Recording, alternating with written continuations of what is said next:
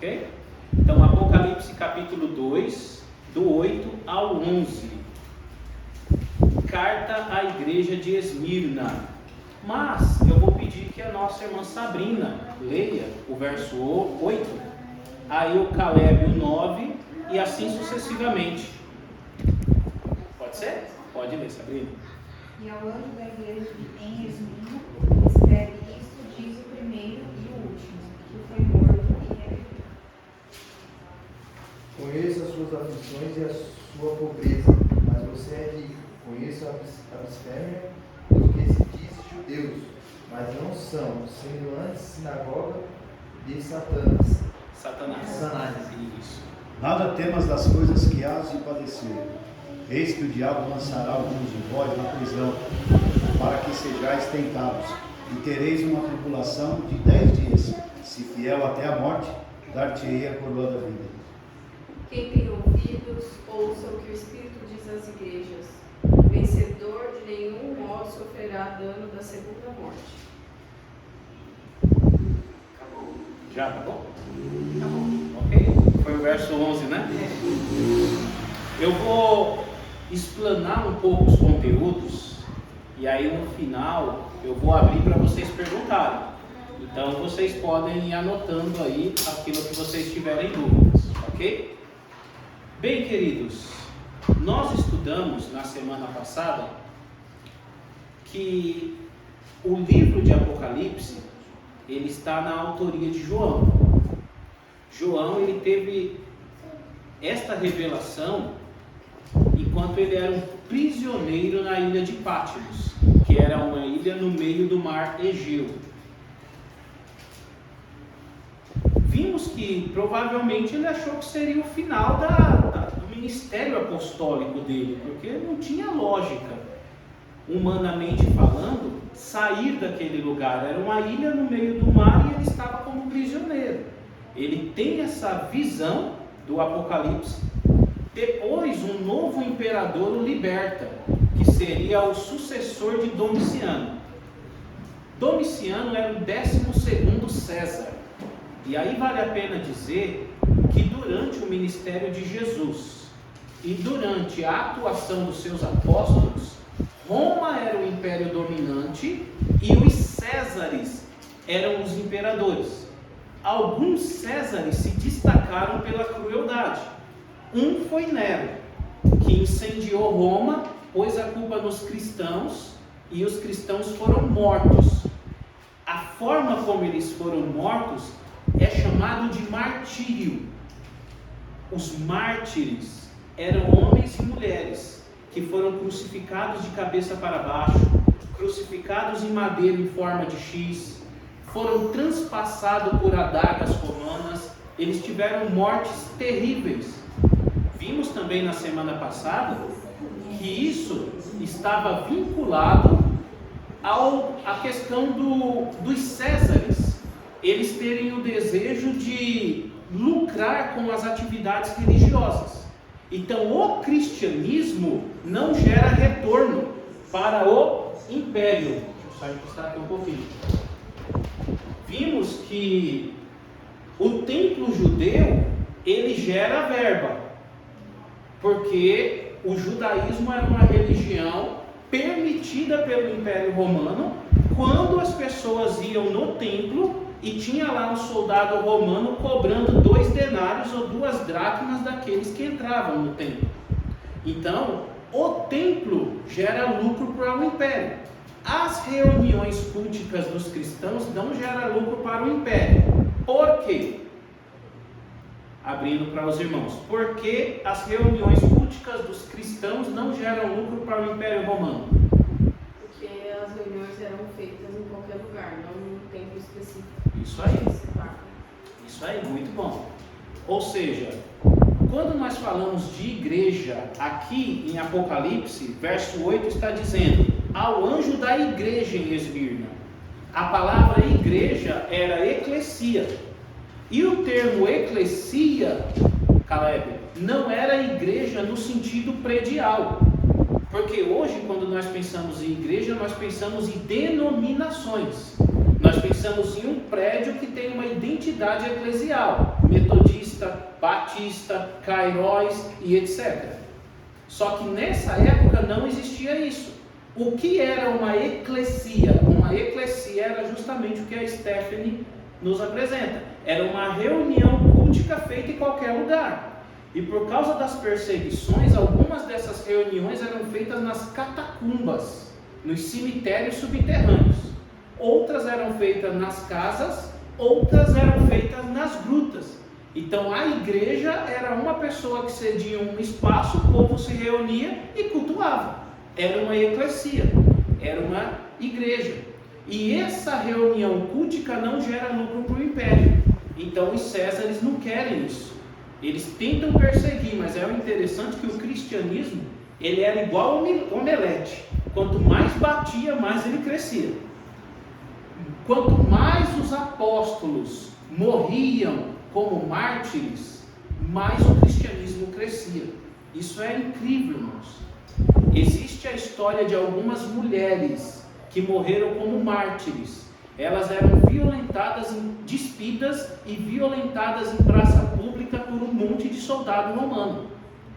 E aquilo não atemorizava as demais mulheres. As mulheres continuavam se convertendo e o cristianismo ele tomou uma proporção tão grande que chegou uma época que um imperador por nome de Constantino, ele não soube o que fazer com o cristianismo. Então ele fez com que o Império Romano se cristianizasse.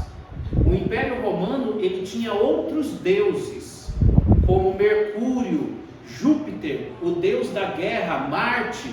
Então ele era um império politeísta que adorava outros deuses, mas o cristianismo cresceu tanto que Constantino deu um jeito de cristianizar o Império Romano. E aí nasceu a Igreja Apostólica Romana, lá no século IV depois de Cristo. Então percebam como essa igreja é antiga.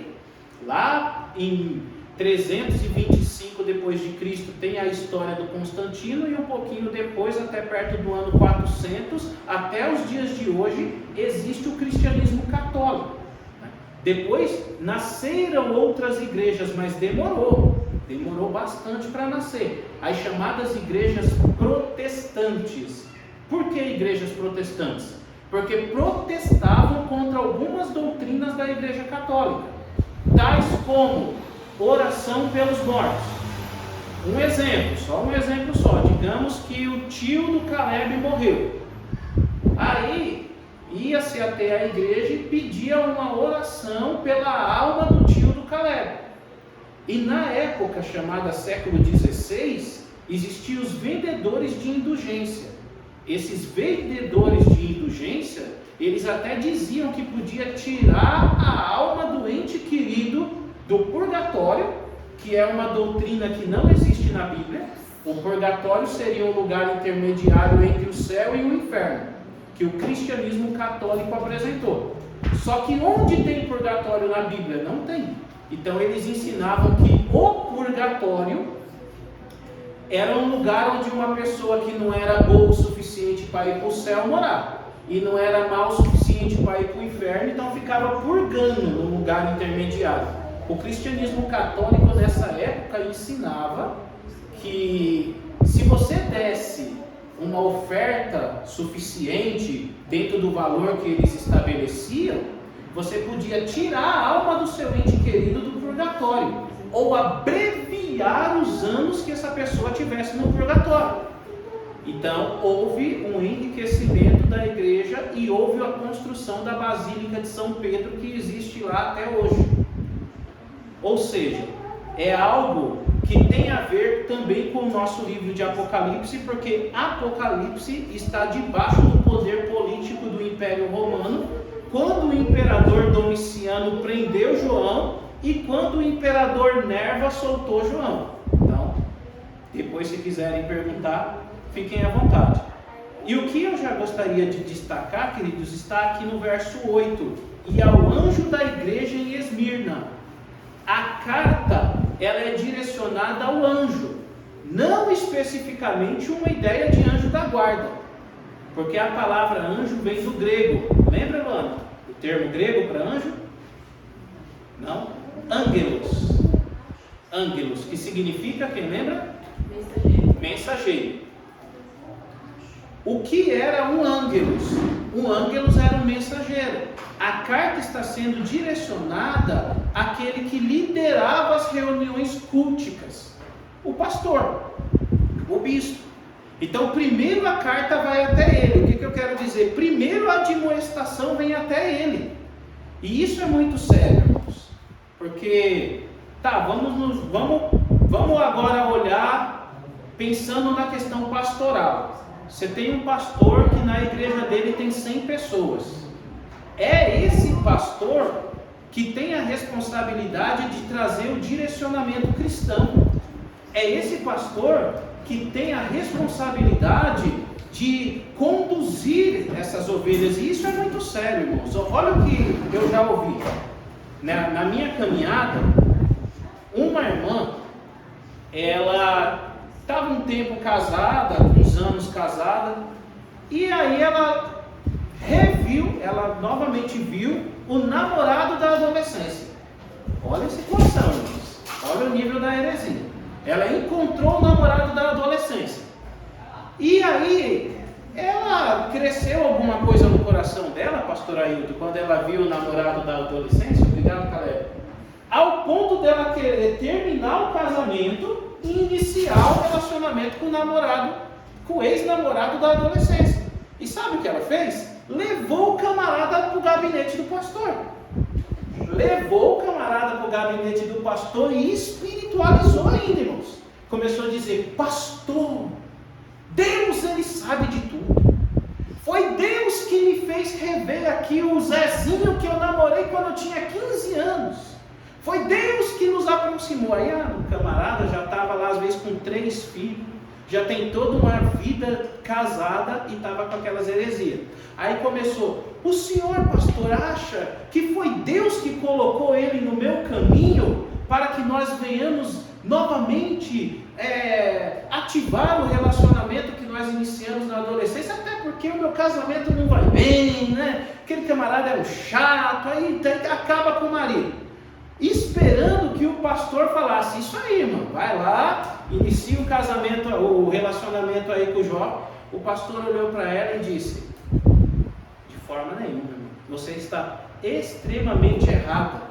Você está confusa, porque adversidades conjugais se ouve falar de quem está com 6 meses de casado e de quem está com 30 anos de casado. Quantos anos o senhor tem de casado, pastor? 33. E com 33 anos de casado dá umas briguinhas ainda? Sempre. Quem pode dar um glória aí, irmão? Olha, no casamento você tem 2 opções. Ou você tem razão, ou você é feliz.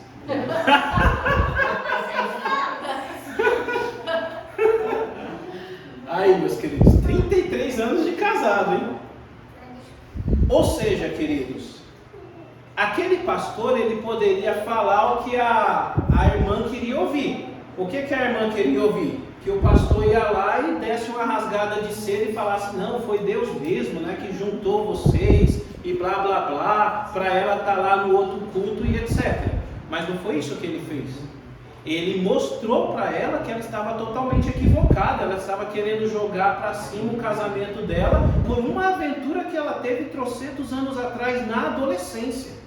Só que é difícil fazer isso, irmãos, porque às vezes, quando o pastor admoesta nesse aspecto, a pessoa toma café, almoça e janta com o nome do pastor. Não, mas o pastor também não sabe da minha vida, ele não sabe que esse cara é um chato. Então é difícil. No entanto, a carta veio primeiro para o pastor, a admoestação veio primeiro para o anjo da igreja. Então olha o peso da responsabilidade. Se o camarada ele não tem zelo pelas almas, pelas ovelhas, e deixa o povo cair num precipício, porque ele não aconselha, Deus pode cobrar dele, porque ele está como líder espiritual daquele povo, justamente para orientar. O que é ministério pastoral? Ministério pastoral é aconselhamento, é orientação. E é importante que algumas pessoas, nas suas dificuldades, procurem o pastor, procurem a pastora e conversem. E não é aquela questão do pastor ouvir o problema do irmão e depois jogar no ventilador para a torcida do Corinthians. Aí é totalmente equivocado. Vou fazer uma reunião, convidar todos os membros e falar: eu vou aqui anunciar a exclusão do Zezinho por pecado tal. Totalmente equivocado. As coisas que os irmãos conversam com o pastor aconselha e fica entre o pastor e os irmãos. Isso é ministério pastoral. Acompanhamento e aconselhamento. Então é importante mesmo que haja esse diálogo, sabe? Porque às vezes quando uma pessoa está num problema, essa pessoa está no olho do furacão. Ela não consegue enxergar uma saída, ela só enxerga o problema.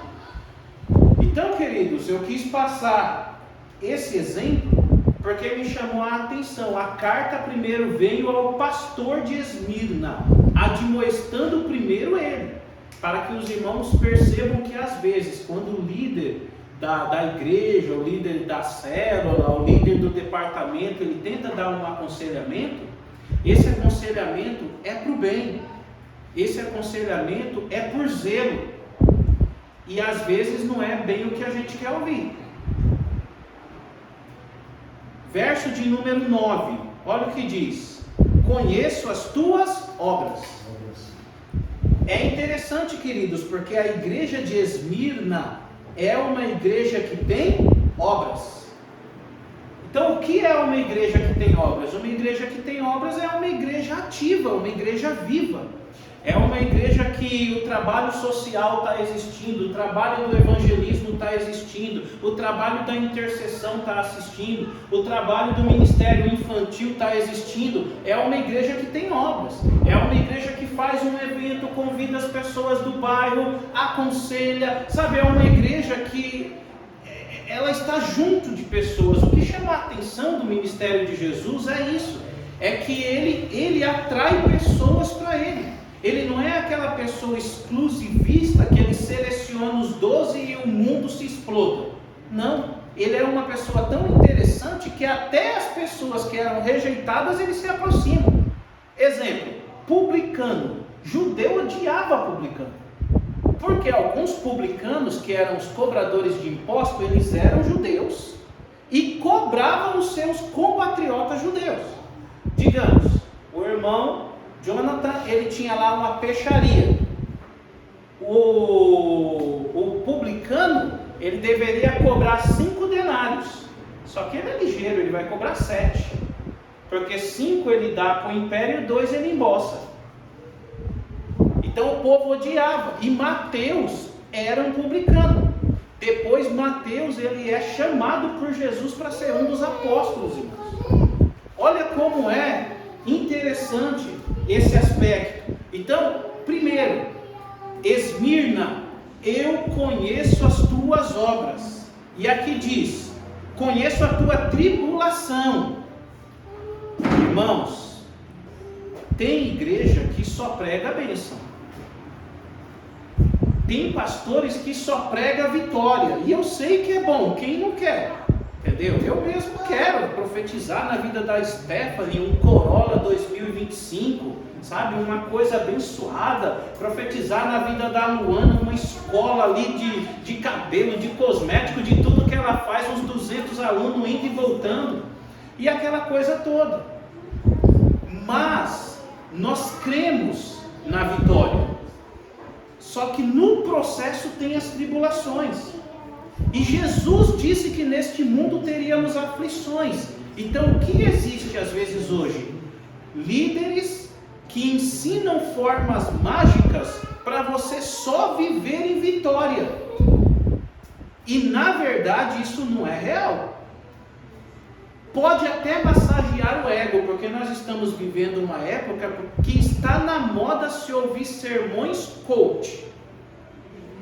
Aqueles sermões de autoajuda. Deus vai fazer, Deus vai operar, Deus vai te levantar, e sempre Deus vai fazer, Deus vai fazer. E nessa pegada de autoajuda, quando chega o problema, o que você faz? Porque às vezes já ouviu 30 sermões que só Deus vai fazer, mas e quando chega o problema? Então, olha que interessante. Primeiro, o texto diz que o Senhor conhecia as obras dos esmirnianos e conhecia também a tribulação que eles passavam. Isso é importante ressaltar, irmãos, porque Deus, ele conhece o nosso dia mal. Deus, ele conhece quando nós estamos passando por problemas. E aí vem a questão da fé. A questão da fé é no dia mal, é no dia do problema, você não chutar o balde. Você não querer dizer, falar, eu vou devolver essa esposa aqui para os pais dela. Ou vou devolver esse marido aqui, porque esse camarada é muito chato. Ou seja, no dia da tribulação, você buscar em Deus soluções, direcionamentos, porque nós não estamos impedidos de cair na cova. Daniel entrou dentro da cova. Ananias, Misael e Azarias entraram dentro da fornalha de fogo. Deus não impediu, deixou eles entrar. Só que de alguma forma que não dá para explicar, o fogo não consumiu eles. De alguma forma que não dá para explicar, os leões não acabaram com Daniel. Sabe quando você olha assim e diz, agora ferrou, vai quebrar, não tem mais o que fazer, não sei o que eu faço. Mas você ora e pede uma intervenção de Deus, e de repente não quebra, e de repente não falta, e de repente você engorda na prova. Eu já vi isso, irmãos. A pessoa está passando aquela prova financeira que acha que vai. Quando vai ver, a esposa está 5 quilos mais gorda, porque começa a vir, e a providência vem, não dá para explicar, porque é a providência, é o Deus que faz. Mas vale a pena ressaltar, irmãos, tribulação, infelizmente, faz parte do processo. Dizer que a vida cristã é só rosas, não é verdadeiro. Existem espinhos também.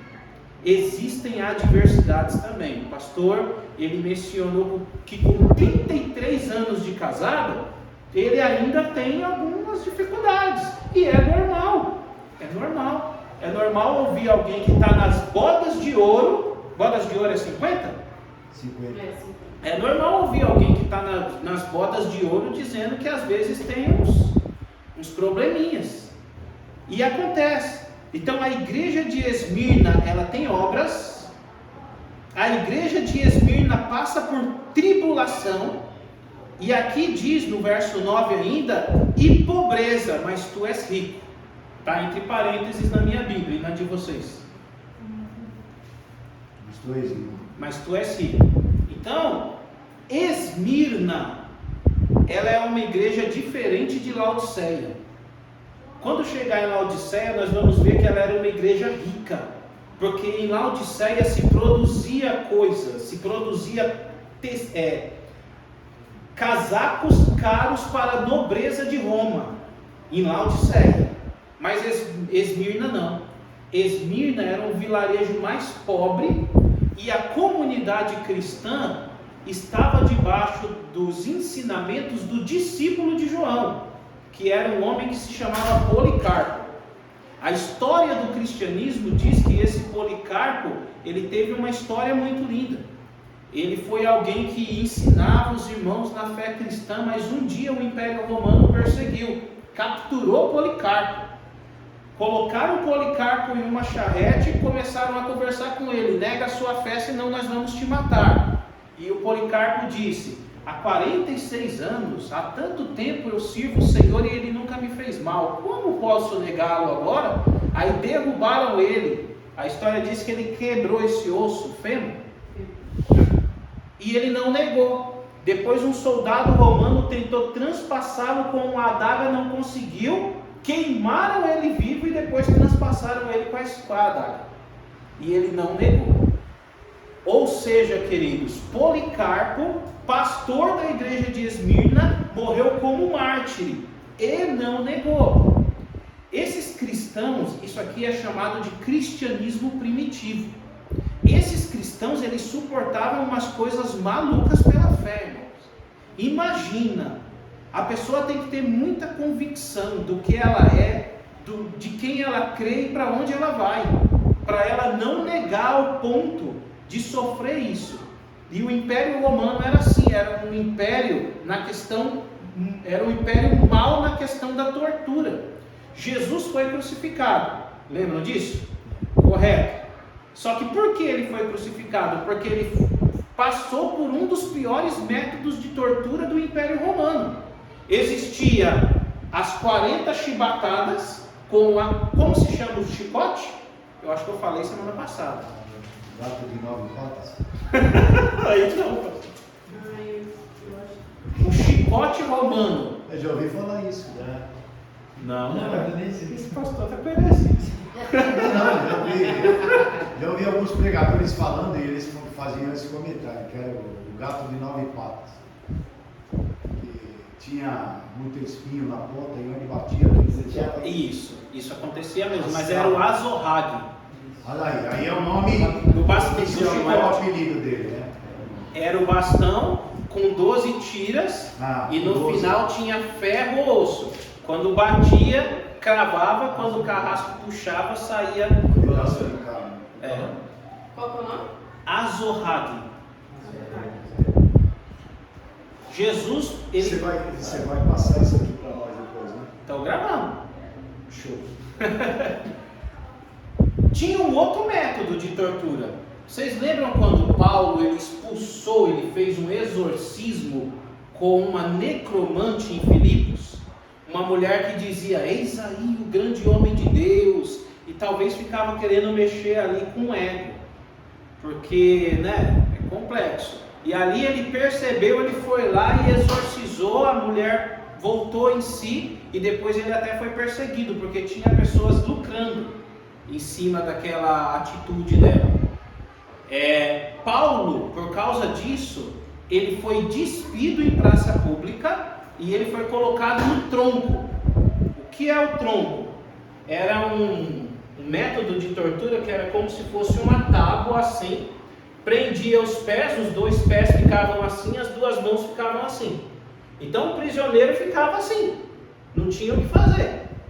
Atos 16 diz que aconteceu alguma coisa, porque em volta da meia-noite, Paulo e Silas oravam e cantavam, e de uma maneira sobrenatural, o tronco se abriu e eles se levantaram.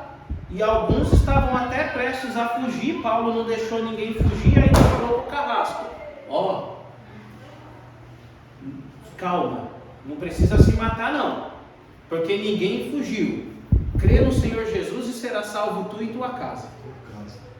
Algo incrível aconteceu naquele lugar.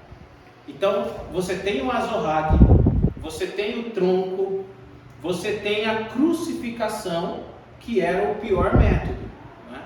Inimigos do Estado iam para a cruz, e tinha a cruz em X, que o irmão de Pedro foi crucificado assim, o André. Tinha a cruz em forma de cruz e tinha a cruz em forma de T. Só um comentário. A bandeira de Santo André, vocês já viram já que ela tem uma cruz assim? A bandeira da cidade de Santo André? Então, porque é o vitupério de André. Irmão Caleb, cara, como que a gente vai explicar alguém que o império está dizendo, ou você nega a sua fé ou eu vou te crucificar?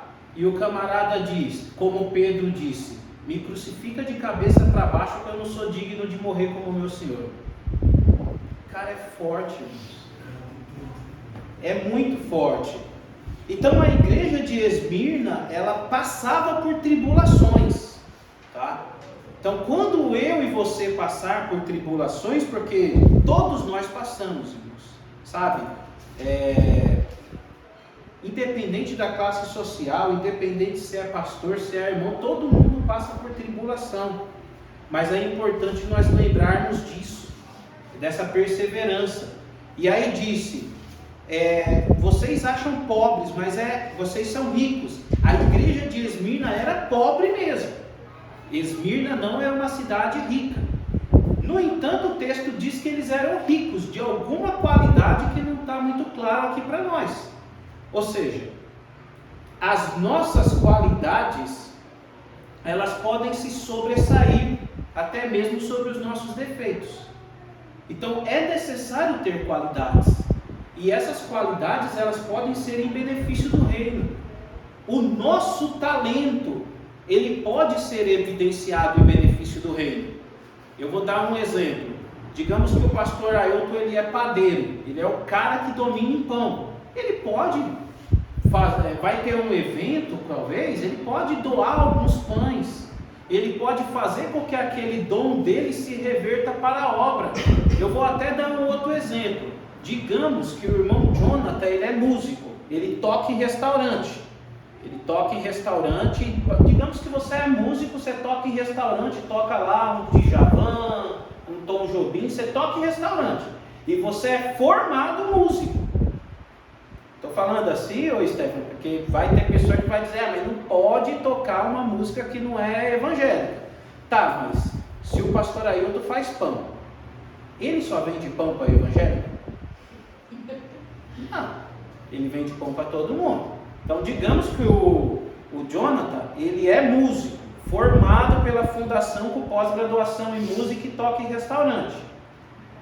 Você também pode usar desse dom em benefício da obra.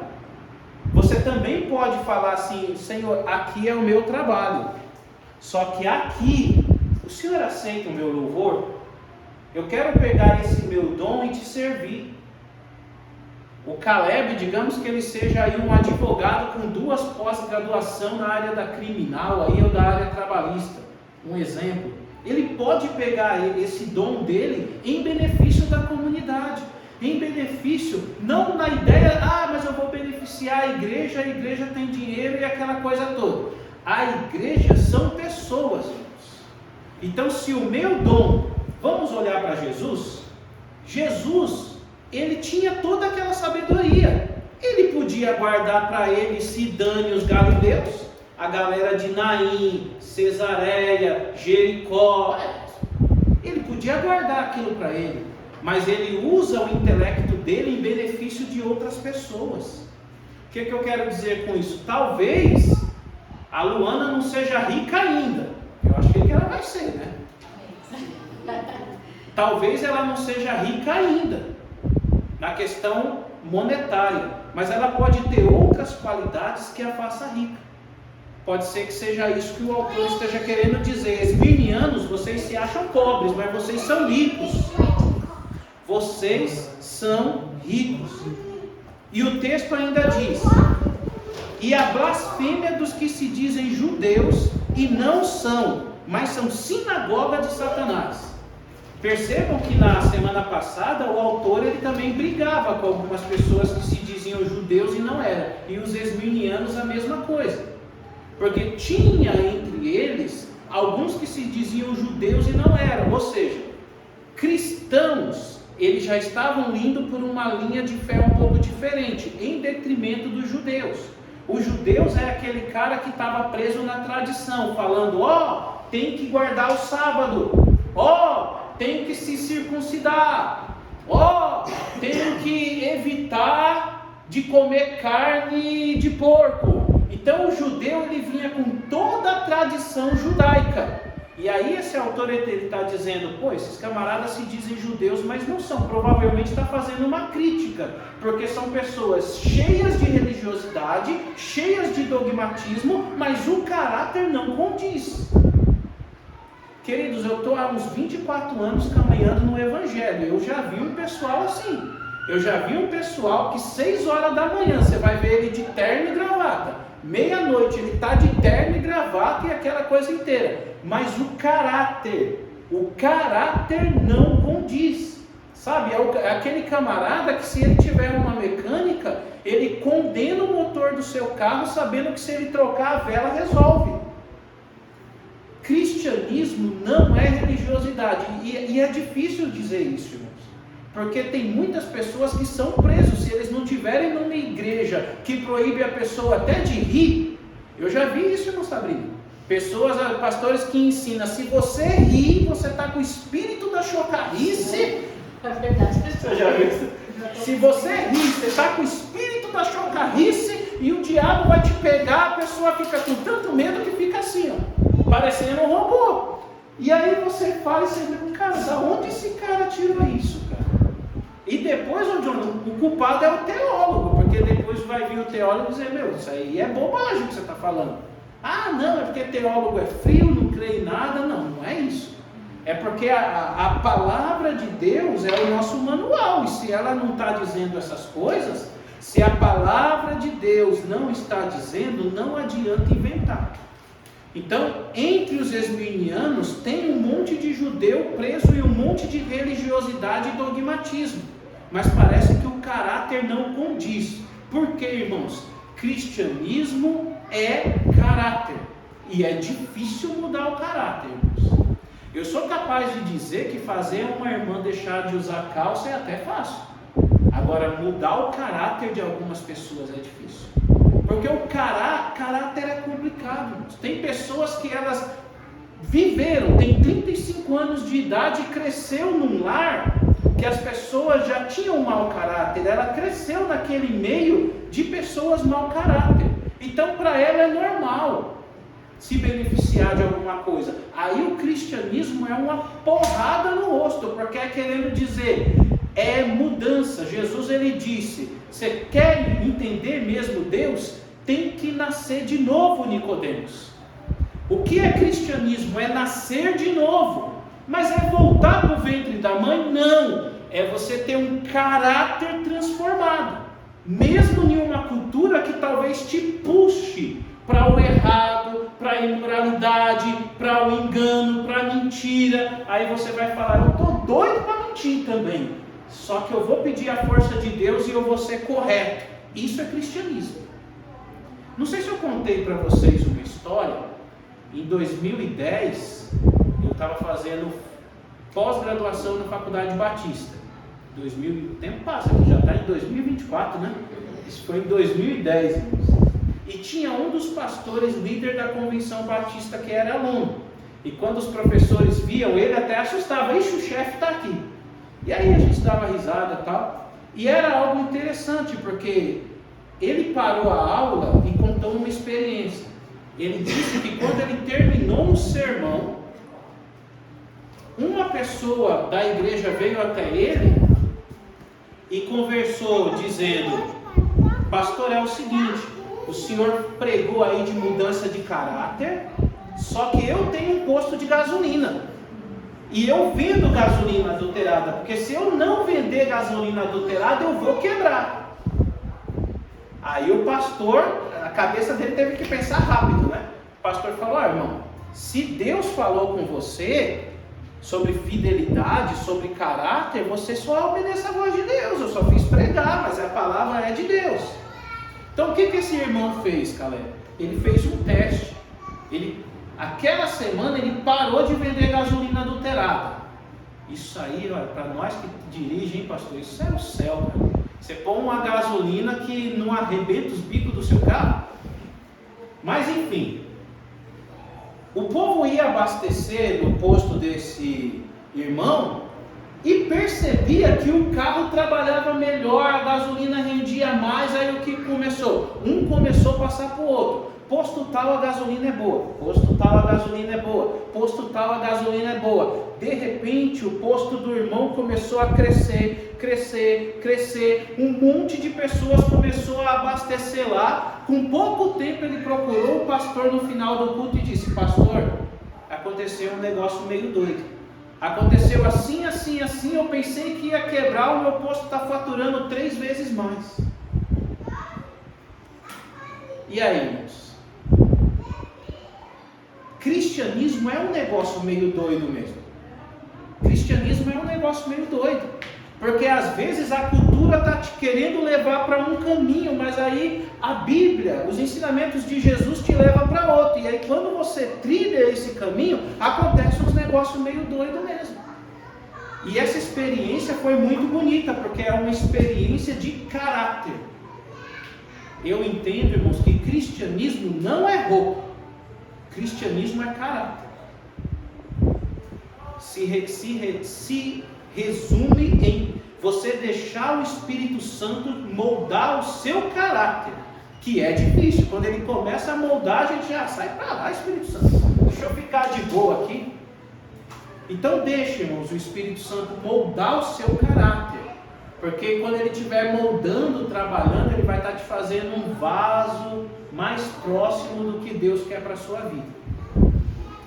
Beleza, os irmãos de Esmirna, eles eram ricos, eles tinham qualidade, eles blasfemavam dos que se diziam judeus e não eram, mas eram sinagoga de Satanás, eram extremistas religiosos. Só que o verso 10 tem algumas coisas aqui que é bem cultural daquela época. Percebam. Nada temas das coisas que hás de padecer. Eis que o diabo lançará alguns de vocês na prisão, para que sejais tentados, e tereis uma tribulação de 10 dias. Aqui tem um contexto histórico, irmãos. Os historiadores do cristianismo, eles falam que os imperadores, acredito que na época de Marco Aurélio, eles entraram dentro de uma das reuniões culticas de Esmirna. Os irmãos estavam numa casa, denunciaram, o Império Romano foi lá. O que eles fizeram? Chicotearam os cristãos por 10 dias com a azorrague. Que é justamente o que o texto está dizendo aqui. Tereis uma tribulação de 10 dias. Chicotearam por 10 dias com o azorrague. Então eles passaram por essa tribulação. E aí o autor diz: ser fiel até a morte e dar-te-ei a coroa da vida. A cidade de Esmirna, ela tinha uma padroeira. O pessoal diz que a Aparecida é a padroeira do Brasil, né? E assim, não é ofendendo a fé de ninguém.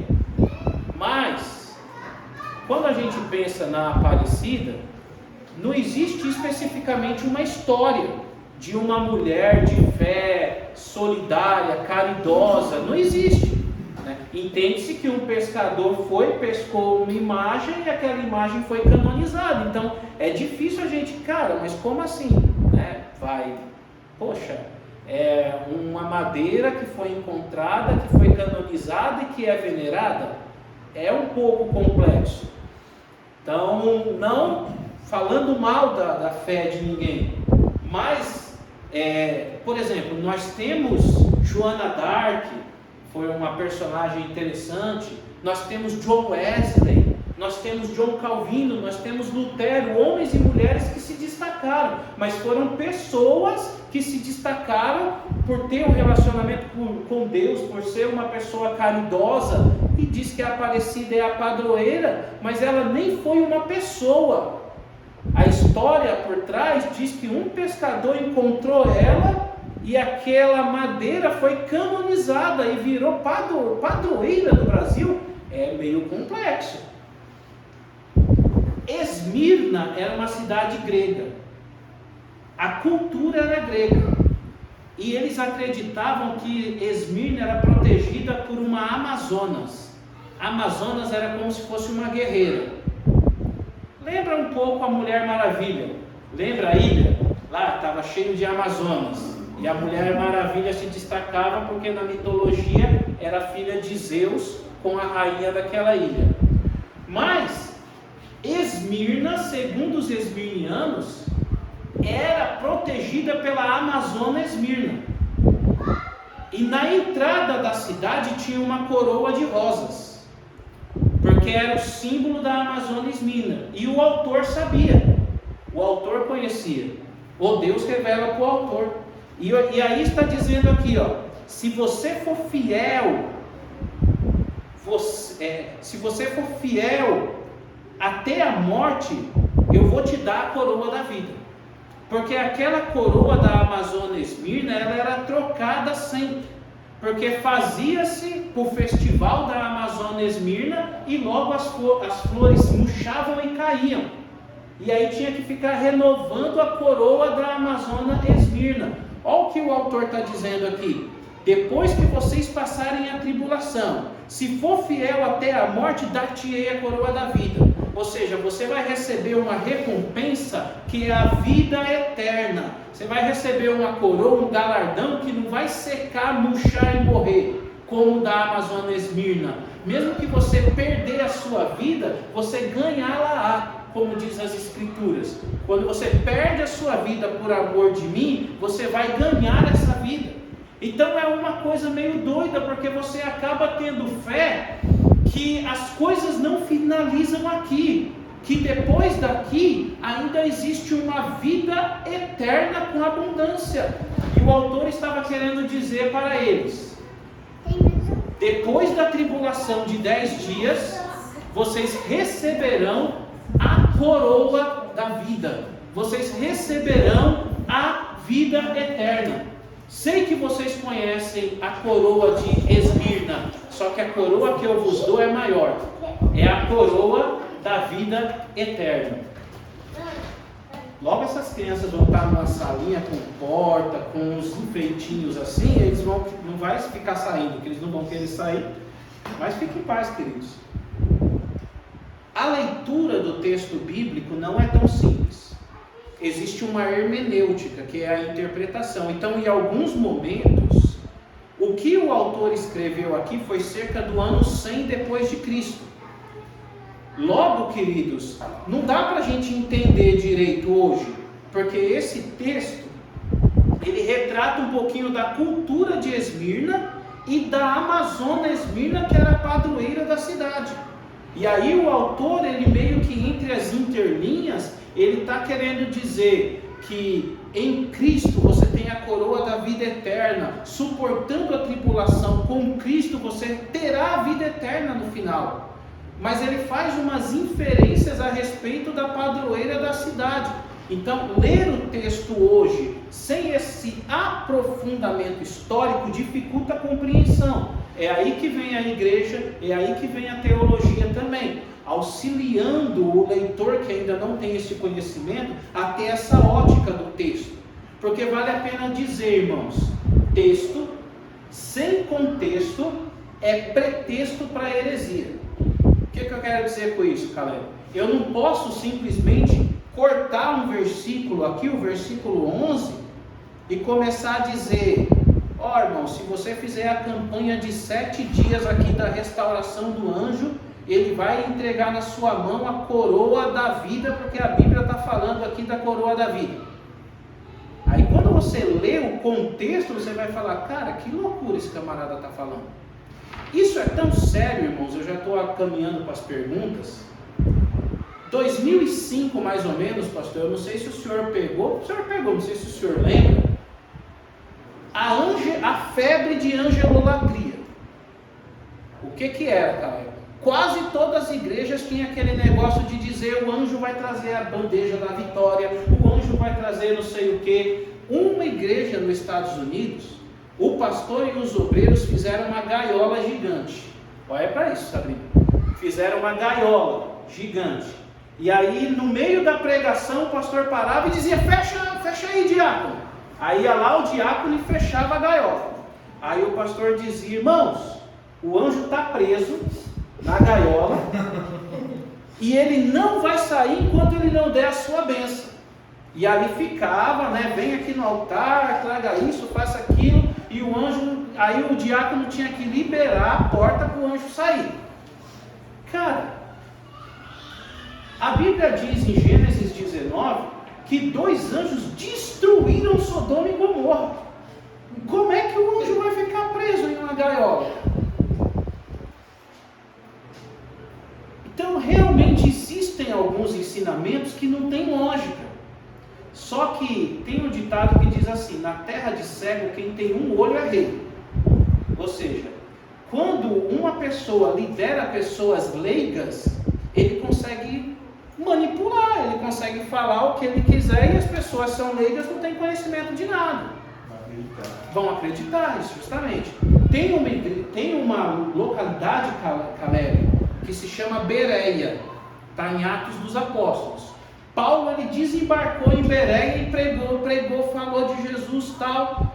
E os bereianos, eles ouviram a pregação de Paulo, depois eles foram aqui, ó, nas Escrituras, analisar se o que Paulo estava falando era verdade. Aqui na cidade de Mauá, eu já vi umas coisas meio doidas. De pastor que ora para a irmã receber dente de ouro. Aí, o senhor já viu isso também? Só que o que acontecia? Não sei se o senhor viu ela receber. No seu caso, recebeu mesmo, nem de ouro? Nunca vi. Nunca vi. Um sopro. Receba o sopro do Espírito Sim. Santo. Vai para a sua cabeça. Tá. Então, do sopro ao dente de ouro. O que era o dente de ouro? O camarada colocava a mão na cabeça e dizia, receba o dente de ouro. A irmã puxava aqueles espelhinhos de bolsa de mulher e ela se olhava e ela se via com o dente de ouro. Mas a gente olhava para ela, o dente dela estava do mesmo jeito. E Ela falava que enxergava o dente de ouro?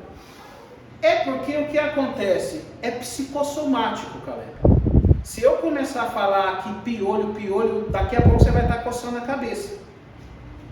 O que eu quero dizer? Deus, ele faz milagres. O Senhor, ele faz milagres. Mas tem coisa que é ele que tem que fazer, cara. E como um pastor, mas comprometido com a Bíblia, porque sou professor de teologia também há 17 anos, tem coisa que eu não consigo. E tem algumas pessoas que já chegaram e me falaram, pô, pastor Roberto, você está perdendo a oportunidade. Com esse conhecimento, já vai logo para o meio neopentecostal e prega do feijão que cura Covid. Mas eu não consigo, cara, porque eu não vou conseguir fazer isso. Não vou conseguir estar diante de uma igreja, pode ser até grande, com 200 membros, e falar, irmãos, tem um feijão ungido aqui, por apenas uma oferta de tanto, você leva esse feijão que cura Covid e resolve todos os seus problemas. Eu acho que eu não conseguiria dormir à noite, cara. Acho que eu me olharia no espelho e falaria, não é possível que eu falei isso, cara. Aí você ia pregar o quê? O João e o pé de feijão? Feijão demais? Colocar mais na... Justamente. Ou, né, a questão que a gente dá o exemplo, o cara vai no mercado Semar, compra uma vassoura por R$15, leiloa por R$1.000 e diz que se você varrer a sua casa, você vai varrer todo o mal com a vassoura ungida. Então, queridos, existem ensinamentos que eles não têm compromisso com a verdade. E o que é a verdade? A verdade é a palavra de Deus. É a Bíblia, a verdade está aqui. Eu posso ser um cristão bereiano, ou seja, eu posso ouvir de tudo, do cara que fala do feijão que cura a Covid ao outro que diz que tem a vassoura ungida. Mas eu tenho que olhar, Jesus, ele fez isso, Paulo, ele ensinou isso, Pedro, a Bíblia tem esses exemplos? Não, então é besteira. Eu não vou, dizendo assim nós, né? Eu não vou seguir um ensinamento que não tem lógica, não tem fundamento bíblico, talvez só por agradar uma pessoa. Porque às vezes o cristianismo é simples, irmãos. O Senhor Jesus disse, o meu fardo é leve e o meu jugo é suave. E algumas pessoas vão dizer, não, mas aí você está querendo pregar uma porta larga, né? Um evangelho de facilidade. Não, não tem essa de porta larga. Tem o que é para ser. Se as escrituras, elas não estão trazendo esses elementos, eu não preciso fazer isso. Eu não preciso inventar coisas, eu não preciso me prender a dogmas e a religiosidades, sendo que cristianismo é liberdade e não escravidão. E aí a igreja de Esmirna, ela recebe essa admoestação. Primeiro, o pastor da igreja é admoestado. E assim, tem umas coisas que eu vejo, irmãos, que eu acho que tem alguns líderes que, para mim, eu acho que eles não acreditam que Deus é real, cara. Porque eu acho um cúmulo tão grande. Eu já vi em Mauá, o Jonathan, o cara orar pela irmã emagrecer. A irmã está um pouquinho fora do peso, aí pegava no elástico da saia. É meio heresia, né? Mas pegava no elástico da saia e falava, receba o emagrecimento tal, aí pá! Aí a gente ouvia, né? O barulho e tal, a irmã se via mais magra. A gente olhava para ela, ela estava do mesmo jeito. Entendeu? Então, acho que não é certo, não é correto, sabe? Dar alguns tipos de ensinamento como esses que não são verdadeiros.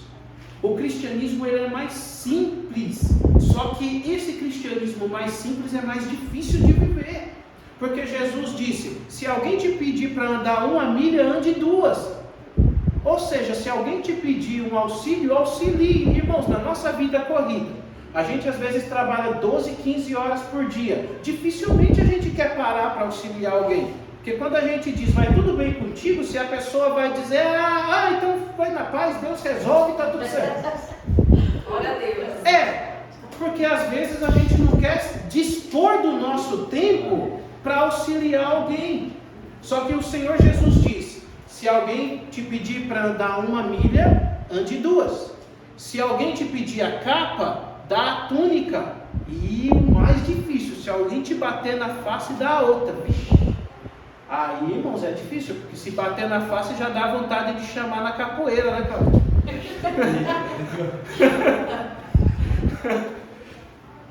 Essa parte é complicada. Essa parte é complicada, eu sei que é complicado. E Jesus sabe que é complicado também.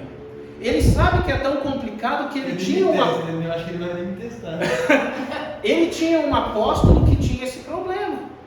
Pedro, ele era colérico extremista. Os soldados romanos chegou perto de Jesus, ele desembanhou a espada e cortou logo a orelha de um. Depois Jesus pega a orelha do soldado Malco, põe no lugar e ainda admoesta Pedro, dizendo, se com a espada você fere, você será ferido. Jesus não queria que ele fizesse aquilo, mas ele estava lá, nervoso, bravo, tal. Então, os ensinamentos de Jesus, não é que eles são mais fáceis, eles são mais difíceis de viver. Só que eles são mais centrados, não tem toda essa poluição de informação, de dogmatismo, extremismo e religiosidade.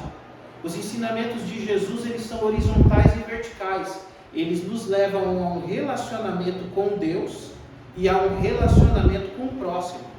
Os ensinamentos de Jesus são tão interessantes que ele chega a dizer, antes de trazer a oferta no altar, se reconcilia com o seu irmão.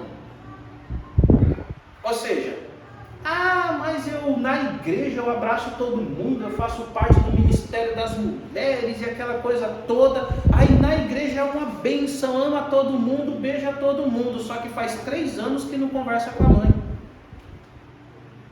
Faz tantos anos que não conversa com o pai. Ou se vê a irmã, quer ver o diabo, mas não quer ver a irmã. Olha como os ensinamentos de Jesus, eles são conflitantes, porque ele está dizendo, antes de trazer sua oferta no altar, se reconcilia com o seu irmão. Ou seja, é bonito de se ouvir, mas é difícil de viver. Eu lembro do MPB, fala tanto de amor, de não sei o que e tal, só que na prática, muitos dos que compõem essas letras, são belas melodias, mas não se vive da forma como eles poetizam o amor, né? Então, queridos, para caminharmos para a finalização, Esmirna é uma igreja que tinha obras, passou por tribulação, se achava pobre, mas era rica, não aceitava os judeus que se diziam ali conservadores, mas eram só extremistas dogmáticos. Foi uma igreja que sofreu 10 dias de tribulação pelo chicote do Império Romano e recebeu a promessa: se for fiel até a morte, vai receber a coroa da vida, vai receber a vida eterna. Amém, queridos? Está gravando ainda? Pode pausar? Pode cessar?